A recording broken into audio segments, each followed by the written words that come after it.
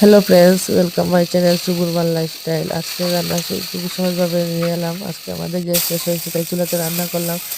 প্রথমে মুরলা মাছ রান্না দেখে নিলাম, তারপর তেলের উপর পেঁয়াজ দিয়ে দিলাম, পাঁচফোড়ন পেঁয়াজ দিয়ে দিলাম, একটু ভেজে ভেজে নিলাম। তারপর বেগুন আলু দিয়ে দিলাম, বেগুন একটু ভেজে নিলাম। তারপর দিয়ে দিলাম হলুদ গুঁড়া, লঙ্কা গুঁড়া, জিরা গুঁড়া।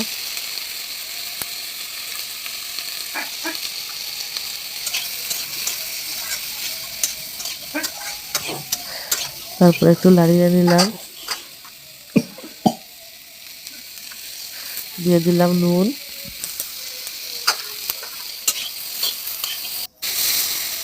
তারপর দিয়ে দিলাম জল।